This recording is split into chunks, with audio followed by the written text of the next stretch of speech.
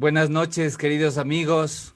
Es un gusto para nosotros estar otra vez con ustedes en este espacio que junto con el gran poeta colombiano Federico Díaz Granados estamos llevando desde ya hace unos 3 meses.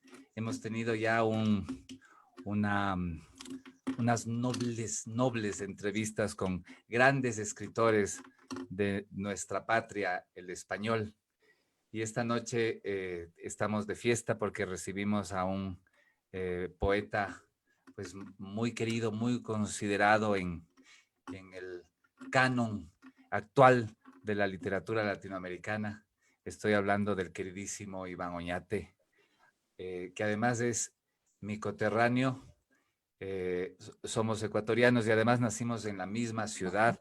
Querido Iván, te mando un gran abrazo y mando un gran abrazo también a toda la gente que se está conectando y le doy la palabra a mi querido hermano Federico Díaz Granados, que está en Bogotá para conducir junto conmigo este programa.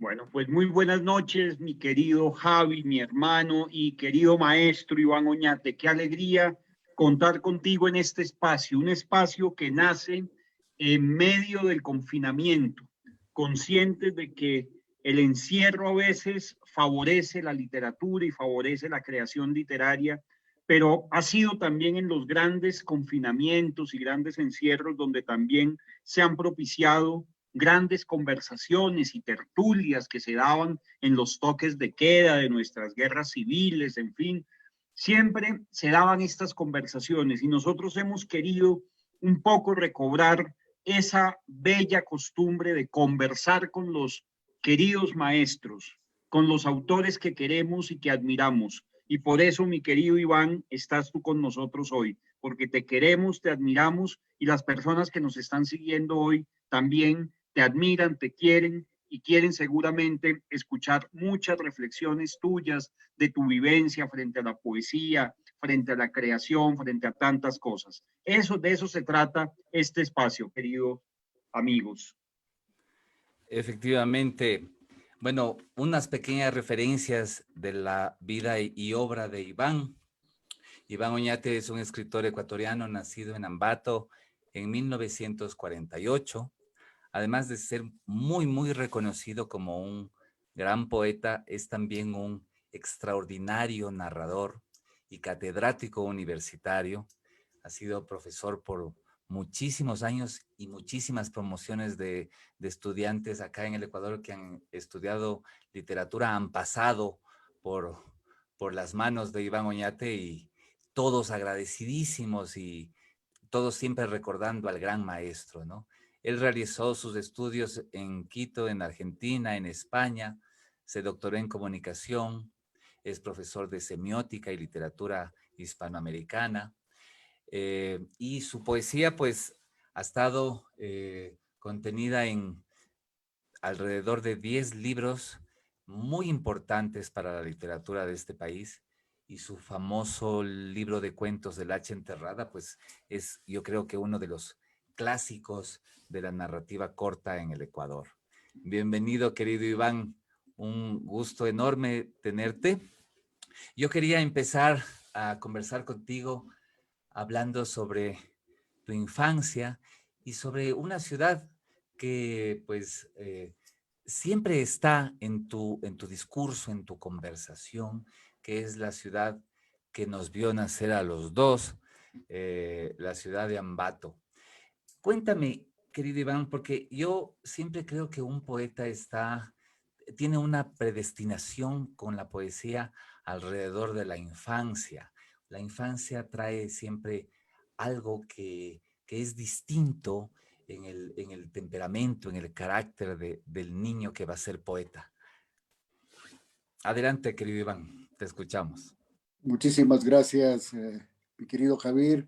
Muchísimas gracias a Federico, como yo les digo, con mucho cariño, con mucho respeto, pero eso sí, con mucho amor, que son los críos, los chiquitos, que los conocí tan jovencitos, poetas jóvenes, y qué gusto que hayan llegado a esta altura en la que están los dos, ¿no? Tanto Javier Oquendo acá en Ecuador, en Latinoamérica, pues conocidísimo, lo mismo Federico. Nos hemos encontrado tanto con Javier como con Federico en tantos rincones del mundo, y eso me agrada, que tengan esta generosidad con el viejo poeta. Entonces, muchísimas gracias y buenas noches al público, que voy a brindar esta conversación con mi corazón, con el corazón armado, sin posturas, sin fingimientos, porque de eso se trata. Y qué bueno que empecemos hablando de algo tan radical, ¿no? Bueno, como decía Javier, yo me dediqué a la docencia universitaria 40 años y me jubilé de profesor universitario. Por lo tanto, pues todas mis informaciones están cruzadas con teoría, con semiótica, con filosofía, ¿no? Por ejemplo, hablar de la infancia podría comparar al lenguaje con el complejo de Edipo, ¿no? Con el mito de Edipo, que sería el infante y el lenguaje, ¿no? El que entra en las reglas del juego de los grandes, y por eso Entonces, hay una etapa semiótica, simbólica, imaginativa que tiene el niño, ¿no? Pero tiene que entrar más o menos a la edad de los 3 años, cuando Piaget habla del lenguaje, tiene que entrar a un mundo de reglas, de sujeto, verbo y predicado. Tiene que entrar en la regla de que mi mamá no es mía, sino de mi papá. O sea, tenemos que entrar a la territorialidad y a la pertenencia del deseo, ¿ya? Entonces, eso es en definitiva lo que me has preguntado, mi querido Javier, y que voy a hablar en palabras ambateñas. Así es. Yo recuerdo, querido Iván, cuando nos conocimos por allá en el año 97, 98, Así después es. de que estuve en el encuentro de escritores de Esqueletra, precisamente en la ciudad de Ambato. Entonces me da alegría estar con estos dos queridos autores ambateños, porque nos conocimos precisamente en el marco de esa fiesta y esa alegría que se convocaba allí. Y pues nunca olvido la acogida tan afectuosa que me diste cuando te visitamos finalmente con Javier. Como dices tú, éramos un par de críos y fuimos a visitarte en tu casa, y con qué generosidad siempre acogiste a los jóvenes. Yo quisiera, un poco en dirección a lo que te preguntó Javier, yo quisiera preguntarte por esas primeras lecturas, por esas primeras obsesiones y dioses tutelares, tu encuentro con la literatura de Jorge Luis Borges. ¿Cómo se da todo esto en tu vida? Perfecto. Muchísimas gracias, Federico. También mi gratitud a ti y a tu padre, que es tan buen poeta, tan culto, tan generoso también conmigo. Bueno, empecemos por el comienzo, ¿no? Yo soy ambateño, pero verdaderamente, porque nací a 3 cuadras del Parque Montalvo, en una clínica que se denominaba la Clínica Tungurahua, del doctor Tarquino Toro Navas, que además fue mi padrino. Ya. El asunto es que yo nazco en la clínica, soy el 11º hijo, porque mi madre había tenido muchos partos que fracasaron. Sucede que mi padre era un hombre muy grande, de casi 2 metros de altura, oñate, vasco, y los hijos salían muy grandes, y entonces morían en el parto. Pero yo tuve la suerte de ser 7 mesino, y eso me salvó la vida, ¿ya? Entonces nazco en Piscis, a 3 cuadras del Parque Montalvo. Pero aquí viene una cosa singular, que yo en el terremoto de Ambato tenía 1 año de edad. Por lo tanto, yo tendría que haber muerto de ley, porque mis padres eran dueños de una industria molinera, de los molinos. Pero mis hermanas mayores, que a mí me llevan la que menos edad me diferencia, tiene 8 años de edad, y las otras pues ya 18, 17 años de diferencia, se iban de vacaciones a una hacienda de mis padres en Cotaló, que se llama el Mulmul. Y entonces mi madre les dice que me lleven a mí porque ya quería destetarme. Mira, ya estamos entrando en el Edipo ya más académico, pero empecemos por aquí. Entonces me quería destetar, y dice, llévele con ustedes, adelántese porque luego iremos nosotros a las vacaciones. Y sucede en agosto, que son las vacaciones en Ambato, en la Sierra Ecuatoriana, sucede el famoso terremoto de Ambato y quedó polvo, no quedó nada de la casa de mis padres. O sea, yo me hubiese muerto, pero de ley, no había salvación. Entonces eso ya viene a poner un poco de trama narrativa en mi vida. Ahora otra cosa, yo soy el último de los hijos, por lo tanto no tengo hermanos cercanos para los juegos. No eran tiempos como ahora, antes no había redes sociales, era otra cosa, ¿no? Entonces, a un chico como yo no nos quedaba sino refugiarnos en la imaginación. Ahora, a esto vino en buena hora mi madre, porque mi madre era profesora, de esas profesoras de comienzos del siglo XX, ¿no? Muchachitas, jovencitas que iban de maestras, esa fue mi madre. Mi padre, que había sido un agricultor, un hacendado, pues aficionó de la profesora y se casaron. Entonces mi madre era llena de fábulas, de Sopo, del Rin de Nacuajo, le gustaba la poesía, escribía en un periódico de madres seglares y sobre todo era fanática del cine. Y compraban una revista que venían a dejarle en la casa, en Ambato, de la librería Selecciones, señora Conchita, mi madre era Conchita Concepción, ¿no? Ya le traigo el Ecran, era la famosa revista Ecran de Chile, que en francés quiere decir pantalla. Y entonces esa fue mi mitología que me pregunta Federico. James Dean, Elizabeth Taylor, Rock Hudson, Brigitte Bardot, Marilyn Monroe. Esa es mi mitología en mi infancia y yo viendo las revistas de cine, ¿no? También las revistas Selecciones, etcétera. Entonces, recuerdo que para mí, de ahí viene, yo me aburro mucho con los juegos. No juego fútbol, no solo no me gustan los juegos físicos, sino que tampoco, por ejemplo, los naipes. No, a mí me gusta donde haya peligro, donde haya aventura. Y por eso pienso que el de los juegos más lindos y más peligrosos es el del amor. No sé si le he respondido, Federico, a su pregunta. Por supuesto, querido Iván.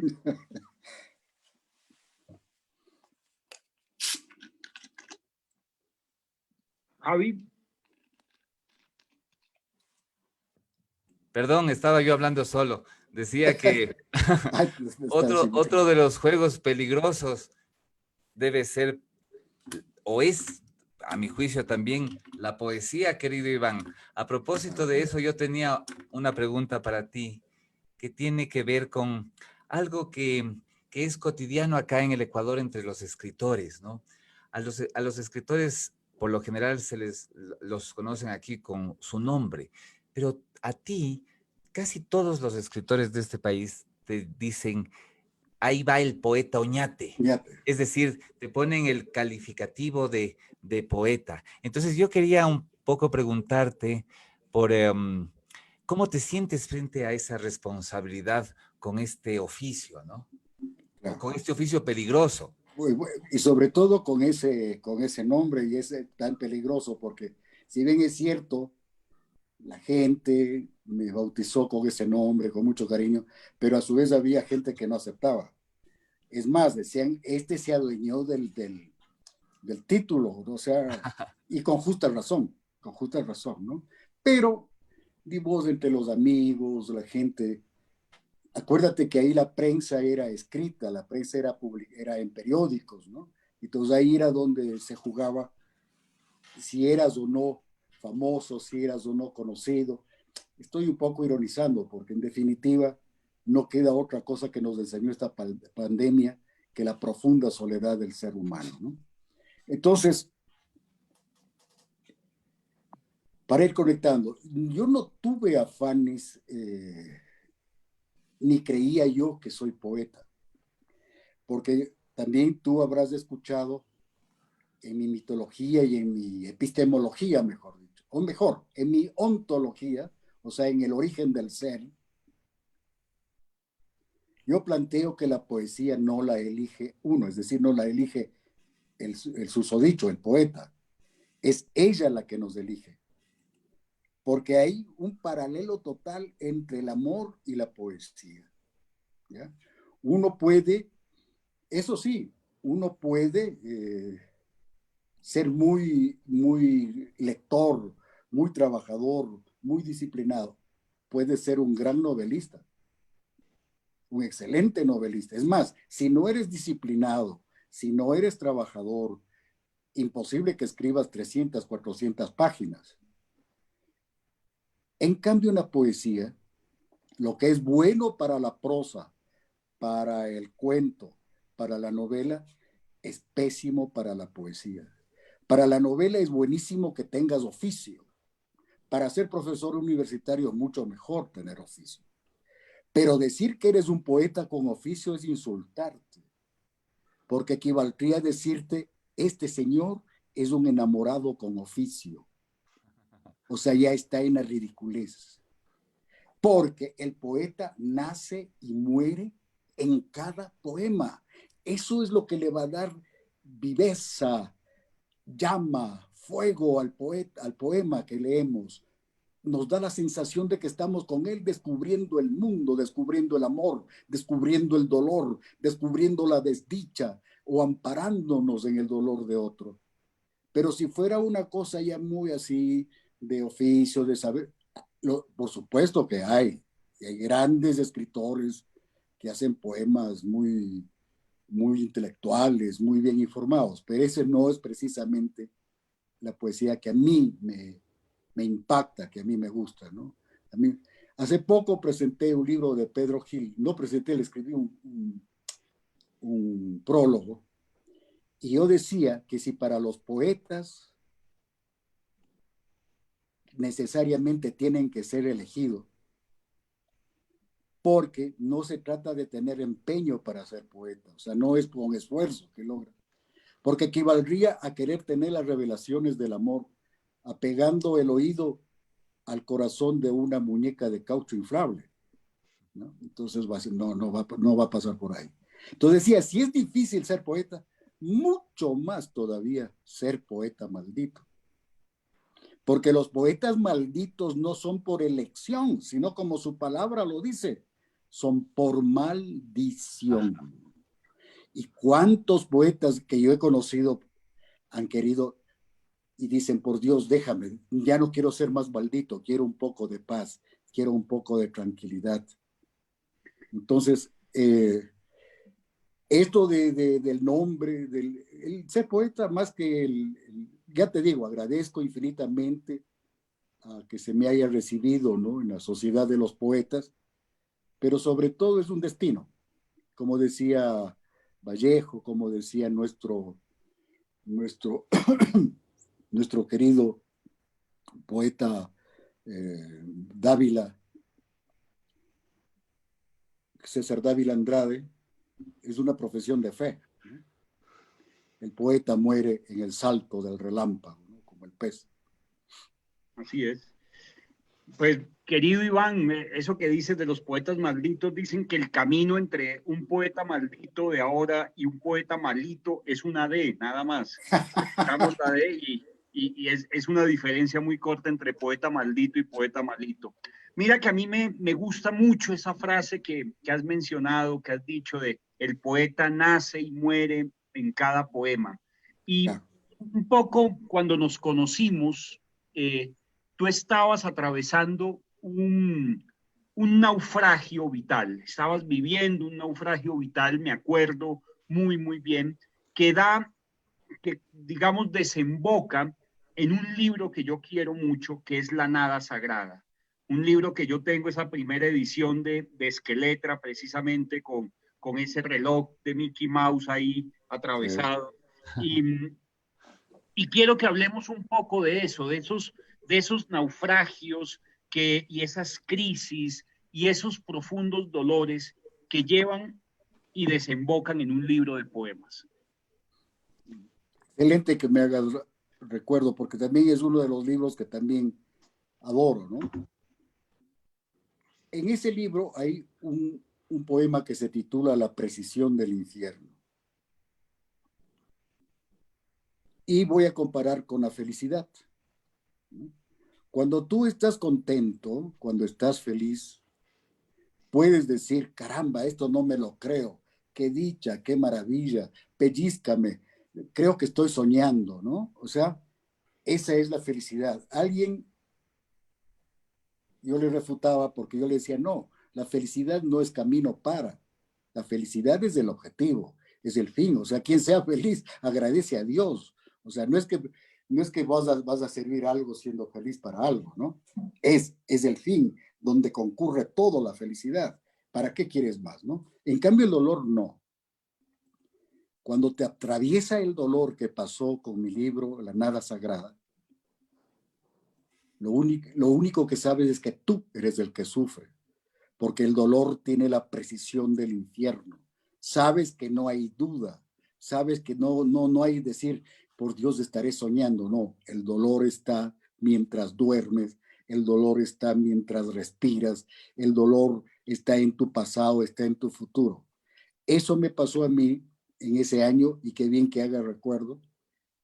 Estaba por cumplir 50 años y fui presa de la primera y ojalá y me santigo y última, una depresión, pero muy, muy grave, muy profunda, y que me llevó hasta esos abismos, pero cada vez que leo, ¿no? Entonces ahí, por ejemplo, escribí poemas que llevaban títulos de los mitos míos. Por ejemplo, hay un título de James Dean, otro, La Esplendor en la Hierba, en homenaje a la película de Natalie Wood, ¿no?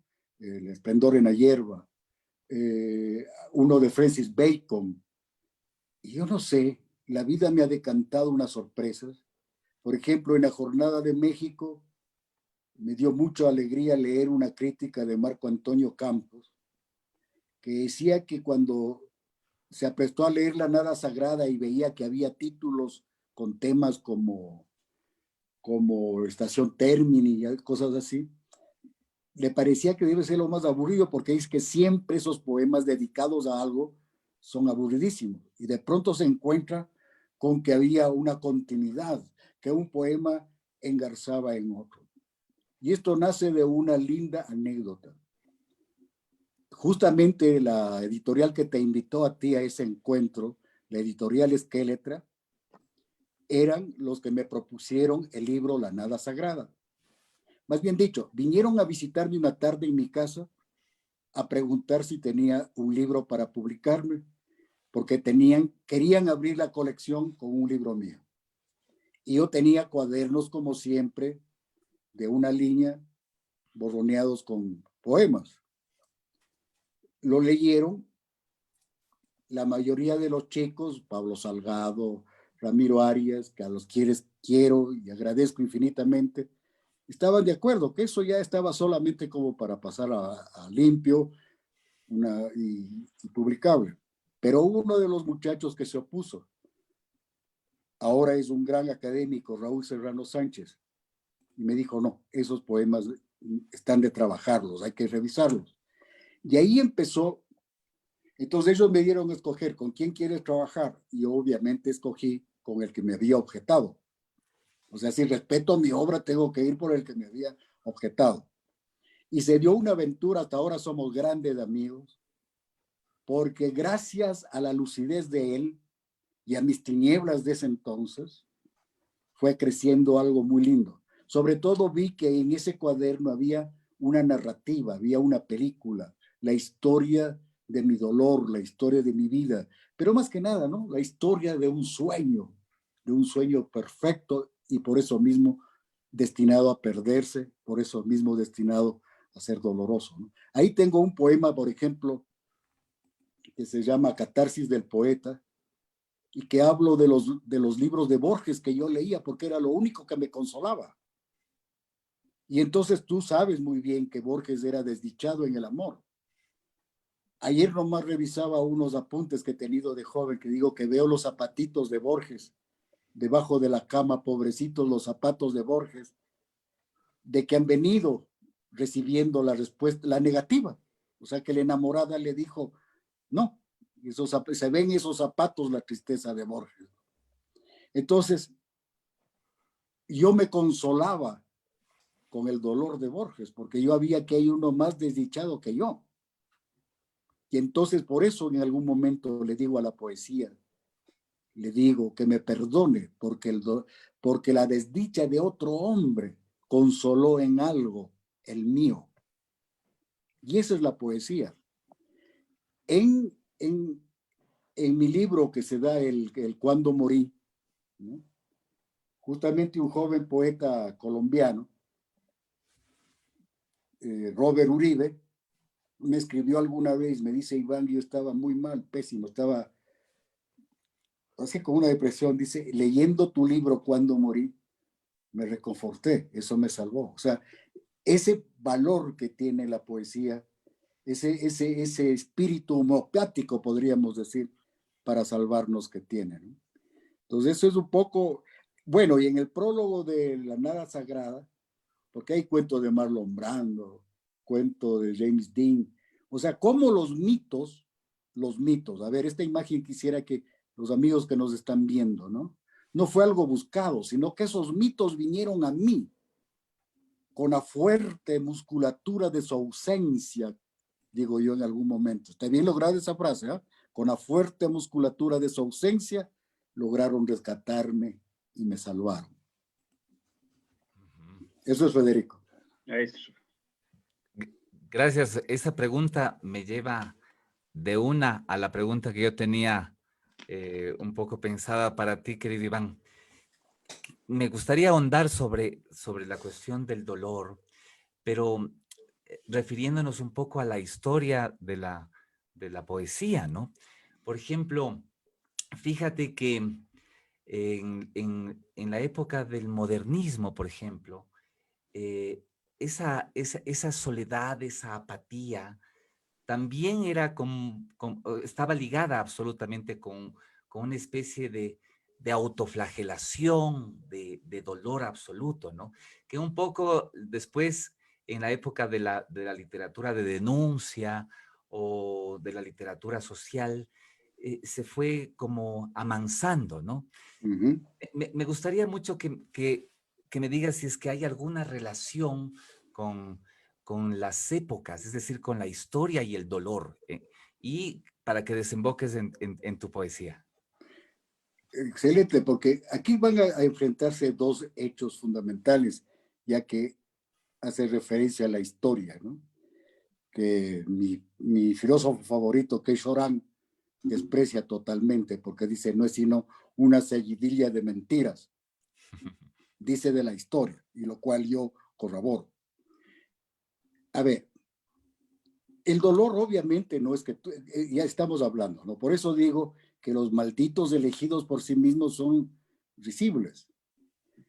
Mira, el año pasado estuve en Salamanca y leí en la Facultad de Filología. Entonces, lo típico que al final vienen los alumnos, arman la conversa. Y me comentaron algo. Me decían que en España estaba tan de moda, pero tan a tope lo de Bukowski, ¿no? Que todo el mundo escribía al estilo Bukowski, ¿no? Entonces, en las bases de los concursos pusieron concurso literario de poesía o narrativa, pero se pide que no sea, y yo tuve que inventarme esa palabra para el prólogo, que no sea modelo, maldito modelo Bukowski. ¿Me entiendes? ¿No? Porque tuve que inventarme esa palabra para que se entienda, porque estaban hasta el tope con tanto maldito. Ya. Es que no hay nada más ridículo que ver a alguien que está jugando a ser maldito. Ya. Y eso es lo que no nos damos cuenta. Entonces yo lo que he querido decir es, a ver, cuando somos de aldea, cuando somos de Ambato, cuando creemos que, no, pues, o sea, en el mundo ya hubo el realismo mágico, en el mundo ya hubo el surrealismo, y en el mundo ya estaba toda esta onda de los poetas malditos, nosotros mismos, ¿no? Con nuestra estirpe decapitada. Entonces, volvamos a lo del dolor. Es que el dolor, cuando es auténtico, eso se presiente. Entonces, tú en Vallejo, tú en César Dávila Andrade, ¿no? En el mismo Borges, vas a sentir, no es que admiras, sino que compartes, vives, sientes eso dentro de ti. Ese es el poeta. ¿Ya? ¿Por qué los poetas, en cambio, alegres, fáusticos, no son de... Porque decían también Borges y decía Chorán que la poesía feliz y que anuncia de cosas lamentablemente no perdura, porque no hay esa cosa común, ese nervio que en cambio encontramos cuando estamos buscando consuelo, cuando estamos buscando, como en mi caso en Borges, consuelo en mi desdicha, ¿no? Y pues el dolor es lo que más nos humana, lo que más nos emparenta. Ahora bien, dices tú la poesía histórica. Ahí viene un grave problema. Cuando yo empiezo a escribir, exactamente empieza toda la onda de la poesía comprometida.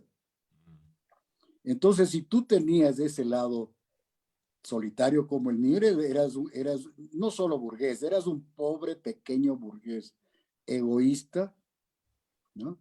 Que eras tu ego, quería ser, y que eso tenías que poner al servicio de la revolución y de las masas si querías ser verdaderamente un poeta. ¿No?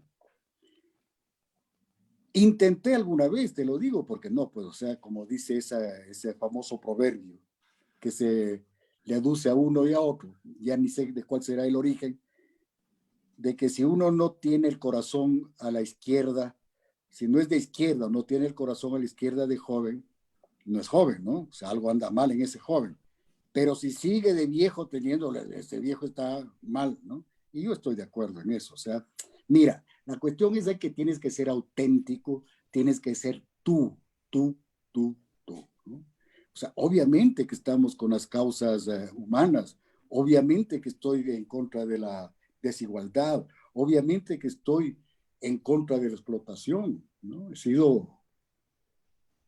Estudié marxismo, estudié el Capital de Marx, sé economía política, porque quería entender qué pasa en el mundo, ¿me entiendes? ¿No?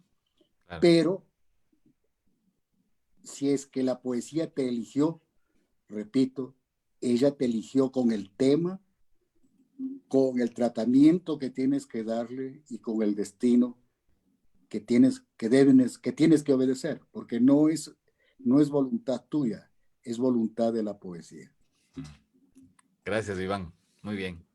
Iván, querido, tú como buen teórico de la comunicación, como semiólogo que eres, profesor, recuerdo también esa lectura frente a tus estudiantes en la Universidad Central, creo que estábamos con Rafael Courtoisí, con otros queridos poetas y estuvimos en la Universidad Central allá a finales de los 90. Tú, desde ese papel de comunicador también, de teórico de la comunicación, ¿cuál consideras que es el papel de la poesía en la comunicación humana? Es fundamental, ¿no? Es fundamental. Pero déjame decirte un preámbulo, Federico. Aunque tú no lo creas, 40 años de profesor, pero nunca enseñé poesía. Nunca estudié poesía. O sea, me puedo y me proclamo y no me avergüenzo de decirle, he sido doctor en diseccionar novelas, en estudiar cuentos. Hice un estudio gigantesco de 90 autores de cuentos latinoamericanos, etcétera, ¿no? Y de las mejores novelas. Pero jamás me atreví con la poesía. Por eso que te digo, o sea, la poesía es fruto de una revelación. La poesía es una magia que existe. No es un artefacto que se puede armar y desarmar, ¿no? Lamentablemente, en los años anteriores a mi profesión de semiólogo, había una ciencia que se llamaba, y se enseñaba en las universidades, la estilística, ¿no? Entonces, por ejemplo, había un verso de Carrera Andrade que decía, el trino amarillo del canario.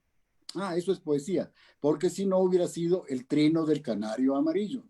Entonces, todo se lo volvía demasiado mecánico, y eso no es la poesía. Muy bien, ahora usted me ha hecho la pregunta más difícil, Federico.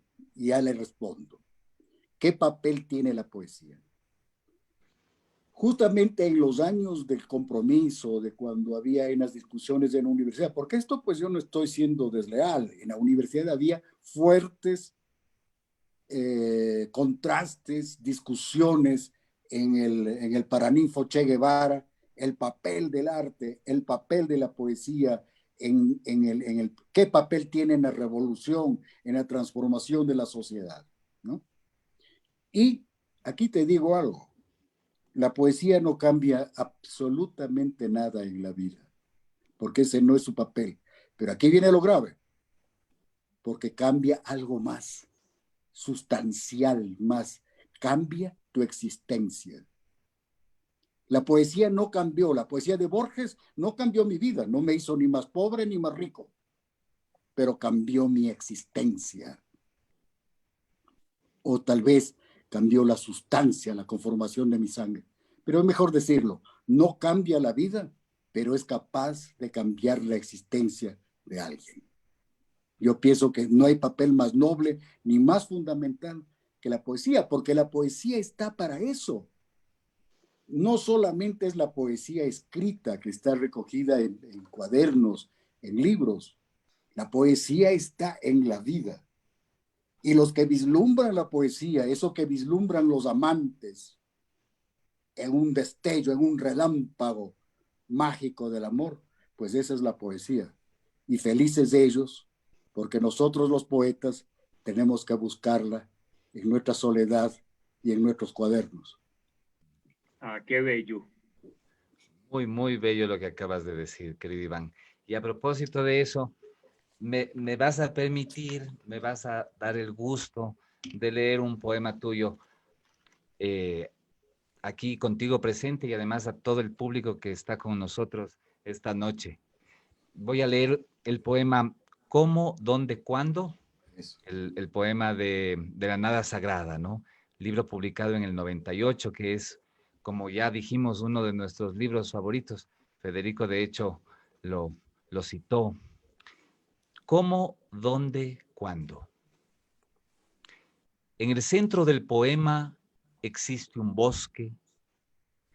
En él se esconde un árbol. Allí, bajo su sombra, mientras contemplo pasar al río de Heráclito, volveré a esperarte para ser, por todos los instantes del eterno retorno, el poema que existe en el centro del bosque, bajo la sombra de un árbol. Ah, qué bello. Es Pues yo, un gran poema, ¿no? sí, Yo digo, por ejemplo, dentro del estilo de mis poemas es extraño, porque no soy tan delicado, tan suave. Y cuando me lo lees tú ahora me parece que fuera de otro poeta y me alegro, me hace feliz, porque me revela un ángulo que yo no me conocía a mí mismo. pues mira, yo también quisiera leer un poema tuyo que creo que también sintetiza un poco lo que hemos venido hablando en esta noche. Y es este poema que dice, yo, que he sido cruel, tierno, torpe, lúcido, y alguna vez en ojos de un amigo que amé y luego olvidé en una taberna, poeta, deambulo, borracho y desnudo a medianoche, por ciegas y gimientes salas, tropiezo con vagos hombres vestidos de enfermero, y algo sufre, algo se lamenta interminable cuando la noche cae y me da a beber su sombra y su veneno. ¿Quién está aquí? ¿Quién está aquí? Algo pasa. Una bandeja donde flota un algodón, un niño y un guante muerto pasa. Y mientras busco una salida entre los dedos del médico, desesperadas laten todavía unas vísceras antes de caer en las fauces del perro. ¿Estás acaso por aquí, Carlota, mi hermana? Dime, por Dios, ya es tiempo de que paren esta lluvia. ¿Cómo saber si eso que me lastima desde la niebla roja es la realidad, y esta agua y esta sangre y este dolor solamente frutos de mi repodrida cabeza, ¿cómo saber si todo está empapado y desnudo? No hay lugar para un fósforo, peor para el resplandor de un ángel o de un rayo señalándome la tiniebla exacta donde habito, porque entonces, en su definitiva luz, yo vería la soga que espera y sabría por fin quién es el acusado y quién acusa. Pero no os desesperéis, mis buenos hijos de cura párroco, ya tendréis tiempo para todos mis traumas servidos en una mesa. Juro que los legaré a la posteridad como aquel magnánimo que legó el riñón o su testículo derecho. Por ahora, tiradme una manta, una ironía con su corrosión amable dentro del pecho, que ya no aguanto con este frío, con esta culpa. No, no me estremezco porque es de otra época. Hay otra cosa, ¿no? Que me he olvidado y qué bien que haya citado. Y les agradezco porque son dos poemas que adoro. El uno en un estilo totalmente civilizado como el que leyó el Javier, y el otro que es de mi época fuerte, feroz, ¿no? ¿Qué es la culpa? Yo pienso que los poetas, y especialmente yo, escribimos por una culpa, que no sé de quién heredé, dónde me la dieron. En algún poema digo que a lo mejor cuando nací en un juego de naipes, pero es como que tengo que librarme de una culpa que traigo conmigo, ¿no? Y eso, y ese acto catártico solamente se alcanza cuando haces poesía, ¿no? Porque hay otra cosa que también a mí me tranquiliza, y ahora últimamente pues aquí solitario es cantando, porque yo comencé la poesía siendo de una banda de rock and roll. Fui de los primeros en tener una banda de rock and roll en Ambato y en el Ecuador, porque en Quito había los Dangers y en Ambato había los del Colegio Mera, que era yo. Y por querer escribir canciones, para no imitar a César Costa, Enrique Guzmán, quería hacer mis propias canciones. Y ahí es cuando le pedí consejo a un amigo que cómo podía escribir canciones y me dijo, tienes que leer. Y me dio a leer a Neruda, y en buena hora que me dio a Neruda. Después cayó en desuso Neruda, le criticaban, le decían que era cursi. Lo mismo que pasaba con Borges cuando antes de que se haga famoso, no lo querían, pero siempre a mí me han gustado estos, ¿no? O sea, a mí, por ejemplo, Borges me gustó cuando en el año 68 que yo estudiaba en Argentina. No, pues Borges era totalmente desconocido y no apreciado. Ahí empezaba recién a conocerse a Cortázar, a quien también admiré y quise mucho, ¿no?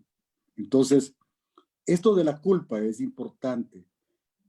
Me gustaría, porque esto de ley están escuchando jóvenes poetas, ¿no? O sea, eso, o sea, sacar nuestro ser, que sea nuestro ser el que brilla en ese verso, que decía Borges que quizá nuestro destino no está para una obra total. Ojalá nos dé un verso, uno solo, que destalle en nuestra vida, ¿no? Como un cometa, como una estrella fugaz que pasa por el cielo. Y ahora que ustedes me han leído esos dos poemas, me siento agradecido de la vida y por haber sido ustedes, los dos jóvenes míos, los mensajeros de que por lo menos pude escribir esos dos poemas. Ah, qué bello. Oh, qué honor, qué honor. Qué honor. Gracias, Iván. Querido Iván, continuando con la conversación, yo quería preguntarte algo que además preguntamos siempre a los invitados en nuestro espacio, ¿no? Que tiene que ver con la generación a la que uno le tocó vivir y con sus coetáneos, ¿no? En este caso, bueno, los poetas viven en una especie de fauna, por decirlo de alguna manera, que es la fauna generacional, el grupo de poetas o de tus contemporáneos, ¿no? ¿Cómo consideras que es tu generación, tanto en Ecuador como en Latinoamérica? ¿Qué aportes ha entregado esta generación tuya? Excelente. Mira, hace pocos días me localizó un poeta argentino, porque yo empecé a publicar mi poesía en Argentina.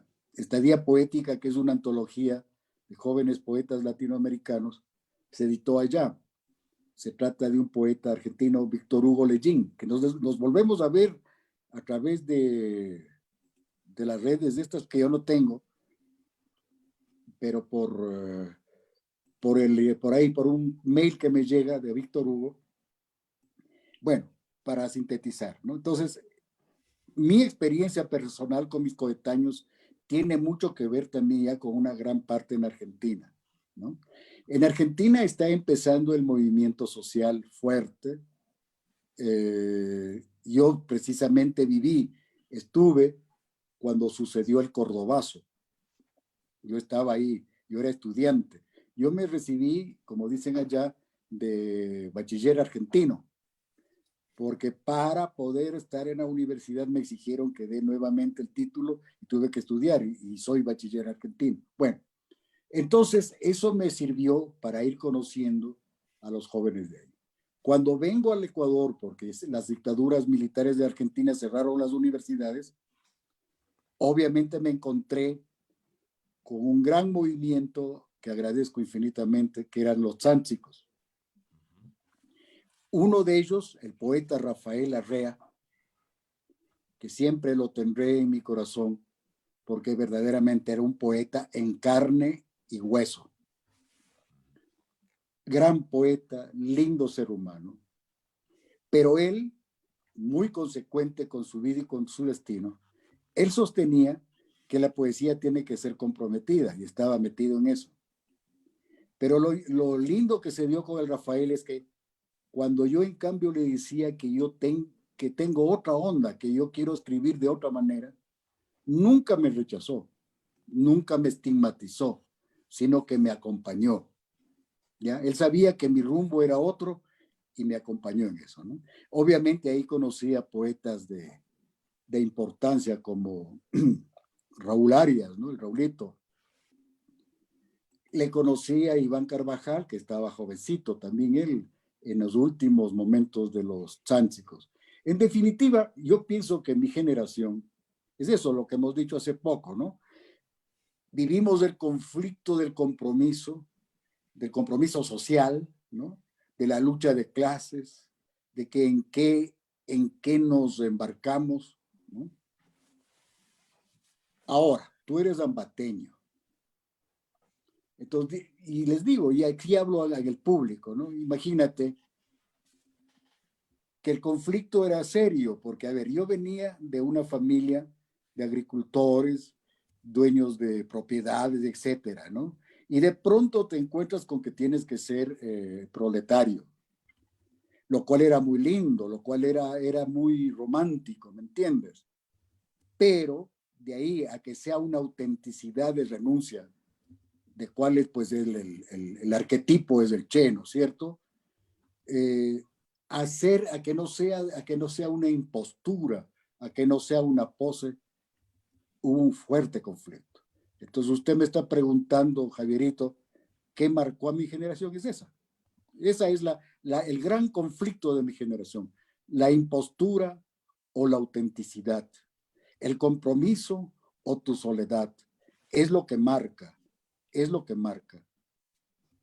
Sin duda, Iván, fíjate que el poeta Evstuchenko alguna vez nos recordó en la biblioteca del Gimnasio Moderno que las fronteras son cicatrices que nos dejan las guerras, ¿no? Y estando tan cerca, nosotros a veces desconocemos tanto nuestras literaturas. Los ecuatorianos desconocen la colombiana, los colombianos desconocemos la ecuatoriana, siendo que estamos tan cerca y que compartimos prácticamente un mismo destino y unos mismos desafíos. ¿Cómo ha sido tu relación con la literatura colombiana? ¿Cómo ha sido tu relación con los poetas, con los autores canónicos, en fin? ¿Cómo ha sido esa lectura tuya de la literatura colombiana? una maravilla, pero déjame decirte algo. Siempre me desconcertó y siempre agradeceré la cultura que tienen los colombianos sobre la literatura ecuatoriana. Y eso para mí fue una de las primeras grandes sorpresas. ¿Cómo? O sea, porque en un recital, he tenido el honor de leer en el Gimnasio Moderno, que está citando a Evtuchenko. Ahí he tenido el honor de leer gracias a las invitaciones de Federico Díaz Granados. Pues bueno, a esas lecturas viene gente que conversábamos. Entonces me han hablado de José de la Cuadra. Mira, el más grande admirador de Juan Montalvo, que es ambateño como Javier Oquendo y como yo, ¿no? Juan Montalvo, el más grande admirador es Vargas Vila, colombiano, y el que le prologa. Otro admirador de otro ecuatoriano que Vargas Vila es nada menos que Eloy Alfaro, ¿no? Que escribe sobre Alfaro. Es decir, siempre ha habido un conocimiento sobre la literatura ecuatoriana. Alguna vez tú tienes que haber tratado con él, lamentablemente se murió Gonzalo Márquez Cristo. Entrañable amigo. Claro. Conversando ahí en un parquecito una tarde, me dejó, digamos, totalmente choqueado, abstraído de cuánta poesía ecuatoriana conocía él. Y decía que le gustaba muchísimo y admiraba, y era sincero y nos hicimos muchos amigos, ¿no? Entonces, igual, no, pues nosotros tenemos, yo digo, por ejemplo, algo un poco para divertirnos, ¿no? Julio Jaramillo triunfó en Colombia. Julio Jaramillo es colombianísimo para los colombianos y triunfó en México. O sea, en México no tienes idea los homenajes, los taxistas, que no es mentira, o sea, no es cuento que te invitan a comer un taco o quiere un tequila por ser coterráneo de Julio Jaramillo, ¿no? Entonces, ese cariño, ese conocimiento de Gangotena, de César Dávila Andrade, ha sido siempre muy grato. Y lo mismo ha ocurrido con nosotros con respecto a ustedes, ¿no? Tuve la suerte de dar mi primera lectura en la Casa Silva, ¿no? José Asunción Silva. ¿Cómo no vamos si nos formamos nosotros con la poesía colombiana? Y no se diga con la gran literatura colombiana, cuando ya aparece García Márquez. No, pues, o sea, ya es imposible soslayarlo, ¿no? Con 100 años de soledad, El coronel no tiene quien escriba, y tantos otros poetas y tantos otros escritores. O sea, la cultura colombiana, pues, es muy ponderable, ¿no? Querido Iván, yo quería preguntarte algo que tiene relación con la actualidad en la literatura ecuatoriana. Tú que has sido profesor, que has estado siempre a la vanguardia, quiero decir que siempre has estado leyendo, prologando libros, debes de conocer, de tener muy en cuenta el pulso en el que actualmente está la literatura ecuatoriana. Me gustaría que hagas un brevísimo comentario sobre la literatura ecuatoriana actual. Más que a ver, yo pienso que la literatura ecuatoriana, de los jóvenes que me estás preguntando, de mis adorados jóvenes alumnos, ¿no? Como todo el fenómeno es global, mundial, ¿no? Y yo pienso que aquí están con mucha injerencia los medios de comunicación, las redes sociales, ¿no? O sea, desde que apareció esto del Facebook, del WhatsApp, de todo lo que es Internet, ¿no? O sea, por ejemplo, este rato, gracias a esa tecnología estamos haciendo este encuentro, o sea, sería un necio en querer negar esto. Y les mando esta revelación, mi querido Javier.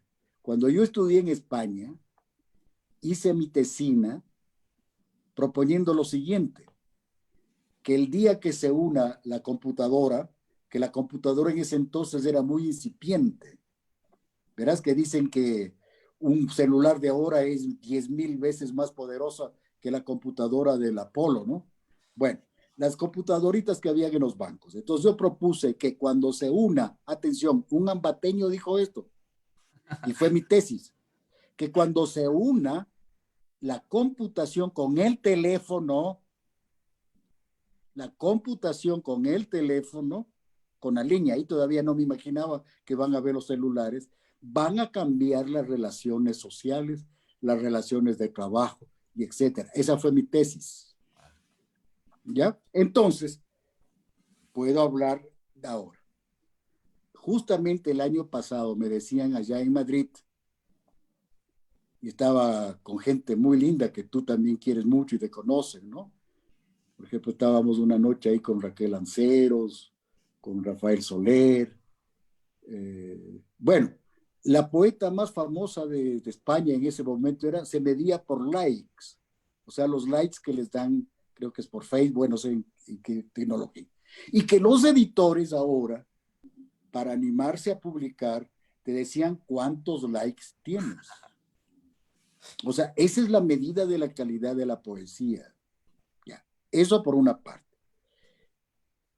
Un poeta ecuatoriano, estábamos en Manta, eso fue hace muchos años, y no es el Pedro, no vaya a creer que es el, no, otro poeta. Me pregunta, Iván, ¿cuál es tu Facebook? Y le digo, no tengo. Y me vio con desprecio, te juro. Y me dijo, entonces quiere decir que no estás en nada. Y tenía razón, no lo estoy desconociendo, ¿me entiendes? O sea, me dijo, quiere decir que entonces no estás en nada. ¿Ya? Entonces, acabamos de tener una conferencia en agosto pasado de una gran amiga tuya, de una estudiosa de Remedios, ¿no? Remedios, la profesora de la Universidad de Granada. Remedios Sánchez García. Así, Sí, ¿no? muy amiga de Federico también. Ah, De muy los amiga. tres Bueno, ahora, sí. ella, por ejemplo, nos dio una gran charla, una gran conferencia sobre esto que cambió la apreciación de la poesía. Por ejemplo, decía algo que ahora yo repito, hecho el interesante, digo, decía la profesora que si no captaste la atención del espectador, ¿no? En los primeros 8 segundos estás muerto. O sea, eso que esperábamos nosotros, dar el golpe final en el verso final de las 2 páginas que has leído, como ese bello poema y esa bella lectura que ha hecho tanto tú como Federico. No, pues ahora si no, a los 8 segundos tiene que estar despachado. Es decir, cambió. Y eso yo como viejo tengo que aceptarlo. ¿Me entiendes? No necesariamente para ponerme a la onda, no, pero tengo un hijo que es cineasta, otro que es doctor en estas cuestiones de comunicación, Javier, y mi hijo Iñaki, ¿no? Ellos entienden de esto y conversamos de este asunto y no podemos soslayar este asunto, ¿no? Entonces, es un fenómeno que ahora lo saben más, ¿no? Mis 2 nietos, tengo José Julián y Luca Antonio, que son mis 2 nietitos, saben mucho más que yo sobre esta cuestión de redes y tengo que aceptarlo totalmente. Muy bien, gracias, Iván. Es así. Mira que me remito nuevamente a nuestro encuentro de allá de finales de los 90. Me acuerdo que Javier tenía lo que llamamos un candadito acá, tenía un bigote y una chiverita y nos íbamos a Librimundi a comernos unos buenos ceviches ahí por la avenida Amazonas y fuimos a visitar a Jorge Enrique Adún. Bueno, era una época maravillosa y que culminó ese día, me acuerdo, con una cena en tu casa. Y ese día me regalaste un libro que también fue fundamental para entender el mundo literario tuyo, ¿sí? Que es el libro El hacha enterrada. Ese libro de cuentos que me permitió también entender ese tránsito entre la poesía y la narrativa y cómo el cuento de entre los géneros narrativos, pues es lo más cercano a la poesía, es lo que más logra convocar esa atmósfera poética. ¿Cómo transitas tú entre esos 2 géneros, entre el cuento breve y el poema? ¿Cómo sabes que un determinado tema o una determinada imagen está preconcebida para un poema o para un cuento. Excelente lo que acabas de decir, porque sí, es cierto, lo que más se parece, el que más relación y semánticamente está más vinculado a la poesía es el cuento, porque tiene que tener lo que llamaba Cortázar, un cuento tiene que ser como una esfera perfecta, o sea, uno tiene que lograr la esfericidad de la narrativa en el cuento. En cambio, la novela pues tiene otros fines, otras aventuras, ¿no? Bueno, eh, primero por la brevedad, o sea, siempre pienso yo que la poesía y el cuento corto pues se hermanan por la brevedad, o sea, hay que atrapar al lector de la manera más rápida posible, de la manera más técnica, más inspirada posible, y en eso se parece mucho a, a la poesía. Pero aquí vamos a marcar una diferencia. Si bien es cierto que el cuento también hay un poco del tema que te elige, pero ya no tanto la dictadura de la poesía. En la poesía el tema te elige porque vos no puedes escribir de amor si no estás enamorado. Así de simple. Se va a notar que estás haciendo palabrerías. Solamente se nota la pasión del amor en el enamorado. Esa es la exigencia del poema. Pero en cambio, puedo escribir un cuento acerca de los desaires, de las aventuras, de las desdichas, de las aproximaciones, de los rechazos del amor. Y entonces sale un cuento, ¿no? Mira, uno de los cuentos, y en esto, por ejemplo, en una reunión que tuvimos entre los viejos poetas, que se llamaba La Primavera Poética, y por ahí unos amigos un poco envidiosos me decían, pero ¿qué tal Primavera Poética si todos son ya abuelos de 70 años? Digo, pero precisamente por eso. Estaba tu padre, José Luis Díaz Granados, estaba Teuco Castilla, bueno, estaban los amigos Omar Lara, y justamente ahí tu papá, y a lo cual mando el saludo y el abrazo, comentó sobre el hacha enterrada. Y pues mira, el hacha enterrada me hizo conocer porque la gente lee más prosa que poesía. Por ejemplo, se dio esta cosa casi sin parangones en mi país. La primera edición del hacha enterrada era de 10,000 ejemplares, publicada por la Oveja Negra de Colombia y en la editorial El Conejo de acá, en coedición, ¿no? Y al mes se agotó esa edición y han salido 11 ediciones y traducciones al francés y al inglés, ¿no? En este momento, se está llevando a Netflix. Me llamó el chico, el que está haciendo la película.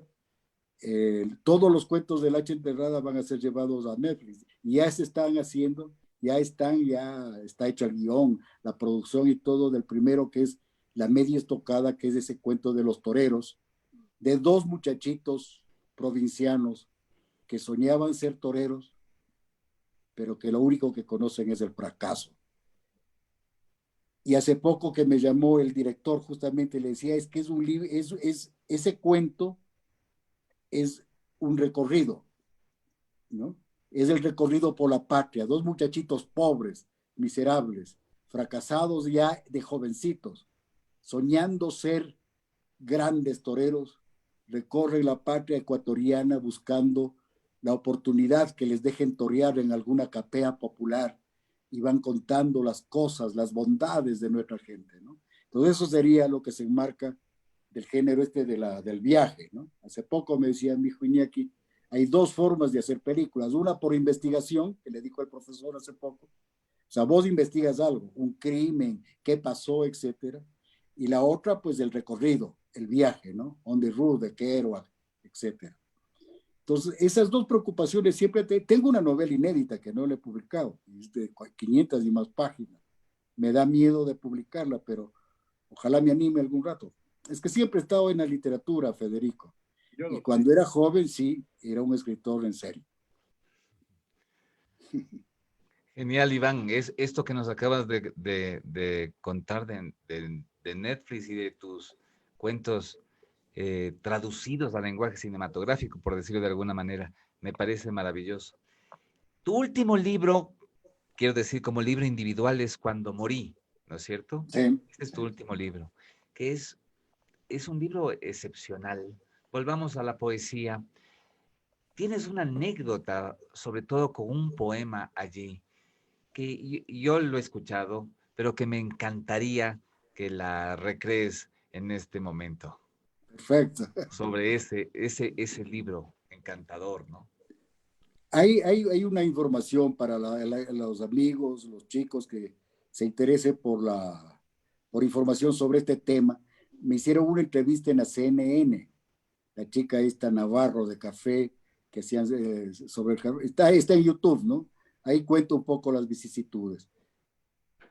Pero como tengo que complacer de todo corazón tu pedido, este rato voy a hacerlo, ¿no? Es el que da el título al libro. Se llama Cuando morí. Y dice así: para levantarme la tapa de los sesos, no hizo falta una Magnum 44 o la Luger que portaba Marlon Brando en el baile de los malditos. Bastó mi dedo índice apuntando mi 100. Fue un suicidio íntimo, discreto y silencioso. Gran texto, querido Iván, gran texto. Bueno, ese qué por ejemplo belleza. sí, a ver, Federico, siga. No, adelante. No, entonces digo, ese libro también es un libro escrito así en el borde. Lo publiqué por primera vez en México y tuve la fortuna porque se le presentó en la Feria del Libro de Minería y de pronto a la noche llamaron que para la entrevista en CNN, etcétera. Y repito nuevamente, o sea, no son las búsquedas de mi poesía, son mensajes que vienen de, no sé, del pasado, del futuro, del inconsciente, de las teorías que he leído, pero que se transforman en poesía, ¿no? Otro poema cortito, que es el único que sé y quiero también dedicarles, se llama Ironía. Y dice: yo que hice del mundo un paisaje reseco y adverso, a último momento tornarme ecologista. Y todo porque habían talado un árbol. El único árbol, el que yo elegí para colgarme. Ese se titula Ironía. Ahora, el anécdota que preguntaba Javier alrededor del libro Cuando morí, es que yo naufragué en el río, en el Océano Pacífico, en las salidas del río San Lorenzo, en alta mar. Cuando nos rescataron y nos reunimos con los náufragos, el señor del municipio que nos citó nos dio un abrazo y dijo: vengan, abracémonos, porque si se demoraban un minuto en rescatarnos, atención, o sea, fue un milagro lo que hizo que una lancha que pasaba por ahí, cuando la nuestra se hundió, ¿ya? Si es que se demoraba más de un minuto, estábamos todos ahogados. Y bueno, esa sensación de soledad, esa sensación de no ver la orilla, esa sensación de que estoy solo en el mar, fue terriblemente reveladora para mí, Federico. Pero ¿sabes qué? No pensé que estoy muriendo, sentí que era mi nacimiento, es decir, volví a vivir lo que debo haber sentido cuando mi madre me parió, ¿me entiendes? O sea, estaba solo en el mar, unas costas lejanas, es decir, volví a vivir el trauma del nacimiento en esa experiencia. Y eso me hizo escribir ese libro, que no me atrevo a leerle porque es muy, muy fuerte, muy duro. No la leo. A veces cuando me piden que lea un poema lo hago, pero yo así de hojearlo no. Mira, Ya lo haré algún día. Muy bien. Iván, ahorita, en este momento, llamemos, la poesía en español se divide como en dos grandes caminos. Dos grandes caminos que yo insisto vienen de esos tatarabuelos que son Góngora y Quevedo y que han tenido distintas variantes en los poetas que a lo largo de todos estos siglos pues han reinventado y le han dado un prestigio a la lengua española. Pero sin duda hoy en día podemos notar que toda esa descendencia desemboca en dos grandes caminos. Una poesía, como hablábamos ahorita, que comunica, una poesía cercana a lo popular, una poesía que habla desde un yo en primera persona, por supuesto, de las grandes emociones humanas, y una poesía un poco más filosófica, reflexiva, que persigue más el silencio, lo hermético. Yo siento que tu poesía ha sabido navegar en esas dos aguas, ha sabido navegar, o sea, que es una poesía cargada de reflexión, de lo filosófico, pero que la emoción y el yo está atravesando permanentemente y que comunica fácilmente esas emociones. Háblanos de cómo navegas en esas dos aguas sin mayor conflicto. Es una maravilla. Es que ya me diste ya Federico, sabiamente ya diste la respuesta. Pero mira, cuando empecé con esto de la poesía, yo me dediqué a estudiar, yo me gradué de sociólogo. Yo soy sociólogo, yo me gradué en sociología y ciencias políticas. Y después fui a hacer el doctorado en semiótica y comunicación allá en Autónoma de Barcelona. Pero yo me gradué primeramente en sociología, es decir, estudié marxismo, economía política, estadísticas, todo eso, ¿no? Y a Weber, y bueno, a todos los grandes sociólogos. Pero por mi cuenta, yo me obsesioné en estudiar algo que es fundamental para un poeta, para un escritor y para un ser viviente. Me obsesioné en el lenguaje. O sea, yo quería descubrir qué es el lenguaje, pero no solamente en su sintáctica, sino en su hermenéutica, en su semántica, ¿no? En su pragmática. Comencé a conseguir libros de editorial Gredos, de lingüística, es decir, todavía no estaba la semiótica muy desarrollada, pero y todo lo que yo quería es aprender el arte. No estoy mintiendo. Quería atrapar al espíritu del lenguaje, saber qué es el lenguaje para poder escribir.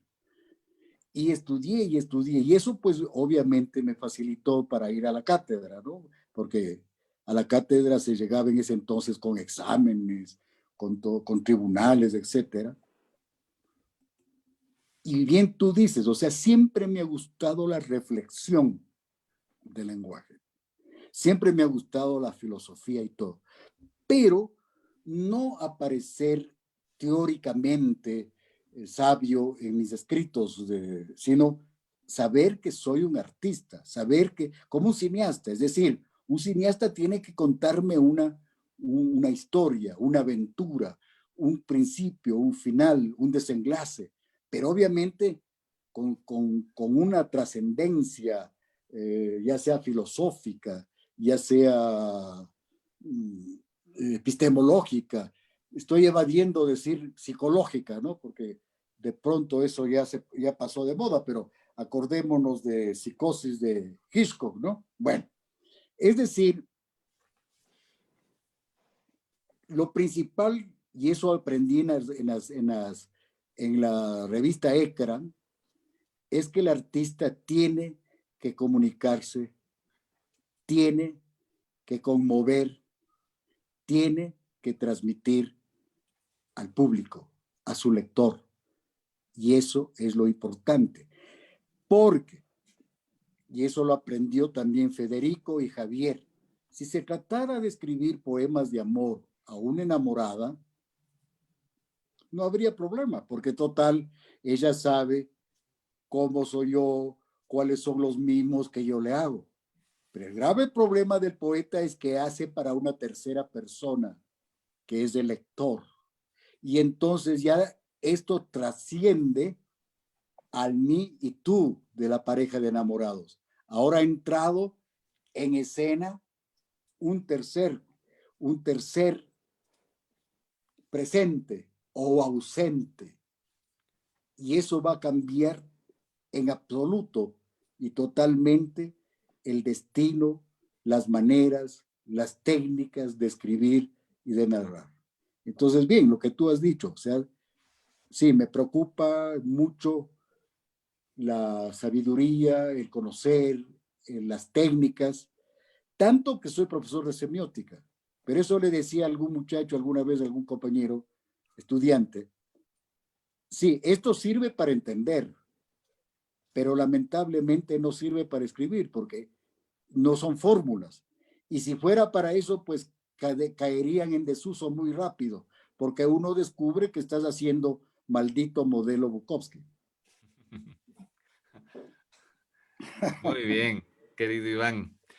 Para ir terminando la conversación, Iván querido, yo quiero preguntarte sobre un momento en el que probablemente debes estar sintiéndolo, que es cuando has cultivado muchísimo como profesor, como una especie de, voy a tomar tus palabras, de modelo Oñate, ¿no? En muchos de los poetas jóvenes, en muchísimos de los alumnos. Recuerdo ahora ese maravilloso poema que Ezra Pound le escribe a Walt Whitman cuando le invita a cosechar juntos, ¿no? Le dice al maestro, a su maestro, invita a ver además la cosecha que se ha creado gracias a él. ¿Cómo te sientes tú como un referente de los jóvenes? Porque yo siento que eso eres en la literatura ecuatoriana. Te soy sincero y franco, en esto sí no hay pos. No, mira, como profesor, como académico, sí podría aceptar que hay algo así, ¿no? Pero sinceramente, para mí la cuestión de como poeta, como escritor, todavía es como un misterio. Alguna vez un chico, no sé, me escribió cuando recién aparecía el internet, y para mí fue revelador, me escribió una carta que porque había leído un libro mío, ¿no? Y eso para mí pues es mágico, es el fin de todo, o sea, el fin en el buen sentido, ¿no? Es hacia donde va, tiene que ir y concurrir todo. Así como Borges me salvó a mí de mi desgracia, de mi desdicha, qué bien que lo mío salve a otro. Por lo tanto, como referencias intelectuales, eh, me gusta y me agrada como académico, como profesor, porque para eso es. Pero yo pienso que como poeta, me gusta hacer esta comparación, es como cuando me gusta la voz de un cantante o de una cantante, pero esas voces que son privilegiadas, ¿no? Que sabes que la voz está y basta con que esté. Yo no quiero saber cómo es, cómo la hace, ni cuántos decibeles, sino que simplemente Dios me la dio para consolarme la vida, el corazón. Y así quisiera que esté mi poesía para alguien que la necesite. Linda respuesta, muy bien. Qué belleza. Nosotros podríamos, Javier, quedarnos hasta medianoche aquí hablando con Iván. Qué lujo, qué privilegio tener tu cariño y tu afecto, pero contar con tu lucidez, con tu permanente magisterio, escucharte siempre es un aprendizaje para nosotros. Entonces, nada, yo quisiera, no sin antes agradecerte que hayas aceptado esta invitación a este espacio que nació precisamente en tiempos de cuarentena para reencontrarnos con tantos amigos y tantos maestros que queremos y admiramos. Yo quisiera invitarte a cerrar con una breve lectura de poemas. Perfecto. Voy a leer unos inéditos que tengo aquí fresquitos.